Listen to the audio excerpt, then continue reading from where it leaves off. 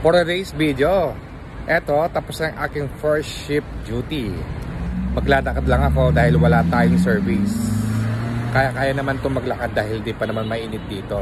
At bago tayo ay uuwi ng bahay, dadaan muna ako ng grocery para makapamili ng aking mailuluto for today. Ay, hindi naman pala ako ang magluluto. Si Chris, yung kapatid ko. Para makaiwas lang sa sa oras. Sisimplihin ko lang naman yung uulamin namin today. Yung madaling lutuin na lang para kagad na makakain. Madaling lutuin na uulamin namin. Yung kagad ka na lang makakain. At magpapaluto na lang ako kay Chris ng adobong manok. Yun talaga. Napakadaling lutuin yun. At hindi lang yun, manyaman pa magluto ng adobong manok si Chris. Perfect yung kanyang adobo. Kaya nakaka-amiss din ng kanyang niluluto. At mapapakain ka ng marami.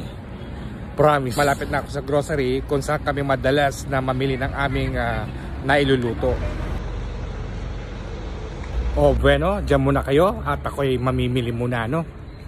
At mamaya na ulit ang update. Kukuha tayo ng fresh chicken na 1 kg.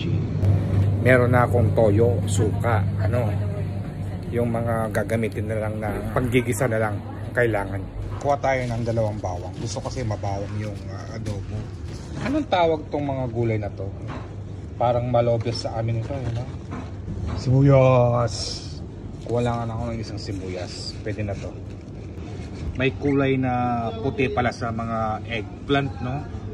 Kukuha ako ng tissue kasi nagpapabili ng tissue si Chris. Tapos na ako mamili at magbabayad na ako sa cashier.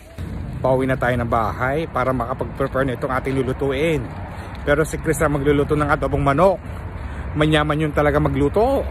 Tanan! Ang adobong manok para sa aming panangalihan ni Chris. Yung dinagong manok na tira pa namin kahapon.